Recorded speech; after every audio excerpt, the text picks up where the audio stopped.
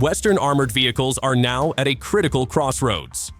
In recent, intense battles in Ukraine, glaring weaknesses have begun to surface, even in the flagship models of the United States and Germany. What makes Russia so dismissive of NATO's armored vehicles? Let's see the concrete evidence of the recent ineffectiveness of Western armored vehicles.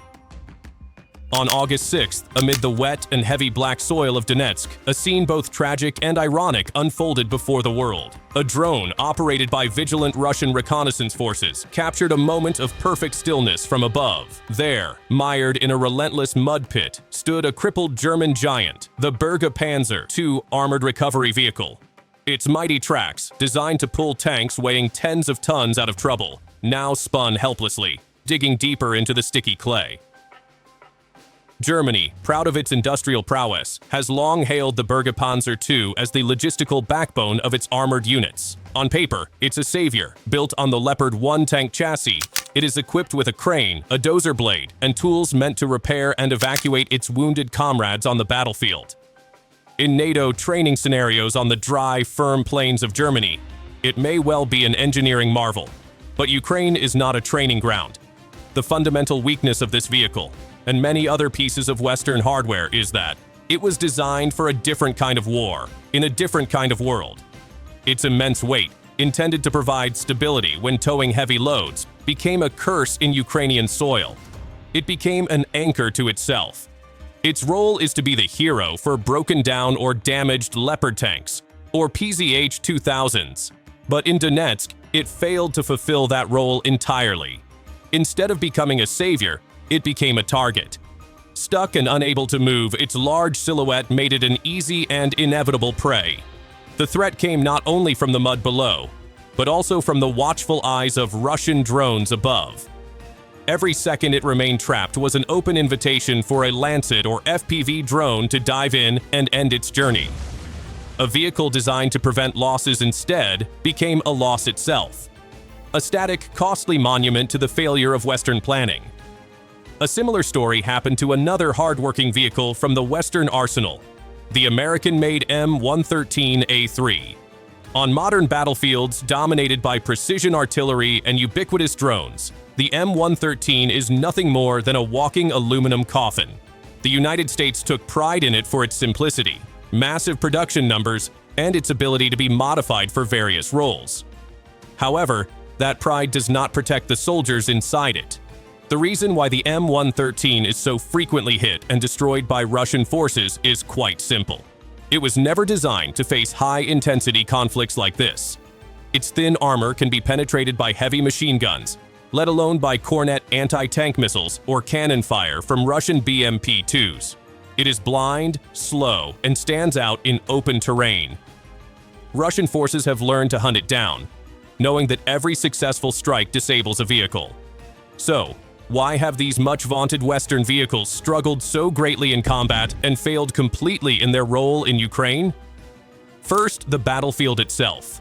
Ukraine's fertile black soil turns into suction-like swamps when wet, trapping heavy vehicles that were never designed for such conditions. Second, and most decisively, is Russian drone supremacy. Ukraine's skies are dominated by countless Russian unmanned spies and killers.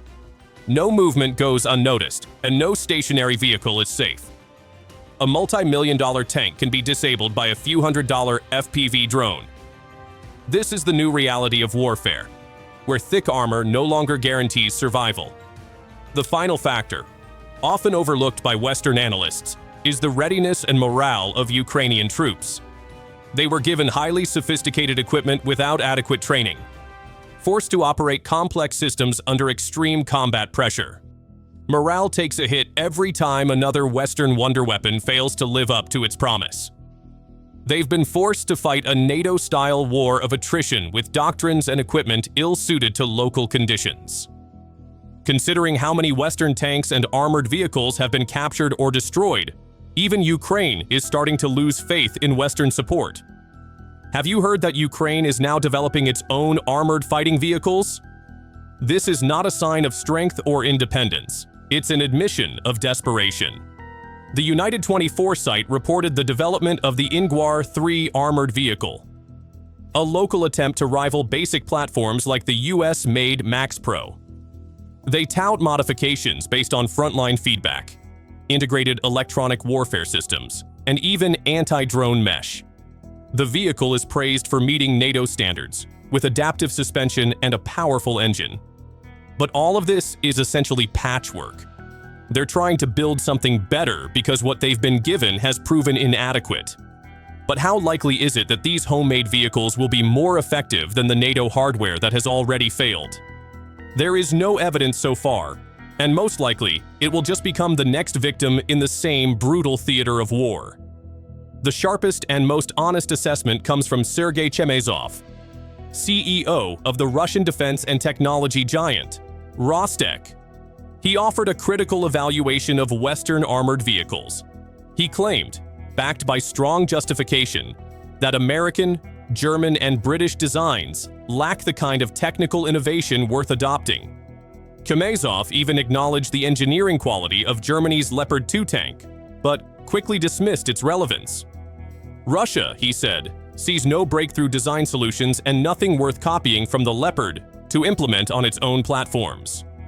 The same assessment applies to the US-made M1A1 Abrams, which has proven to be vulnerable and difficult to maintain. As for Britain's Challenger 2, Chemezov was even more blunt. The tank is completely unfit for real combat, a relic from another era, clumsy and ineffective. When comparing these Western failures to Russia's latest main battle tank, the T-90M Proryv, the contrast is stark. The strength of the T-90M lies in its perfect balance of firepower, armor, and mobility. Its firing range is superior thanks to its ability to launch guided munitions through its barrel. Most importantly, it's designed for survivability. There is ample video evidence showing a T-90M taking dozens of hits from Ukrainian drones, yet still continuing to operate and fight. Now let's turn to the American M2 Bradley infantry fighting vehicle, which Chemezov considered completely unworthy of praise. An IFV should not be a weaker tank. It must be fast, agile, and capable of crossing water obstacles without assistance. But Bradley fails in all these aspects. Do you agree with Chemezov's opinion? Leave your thoughts, and thanks for watching.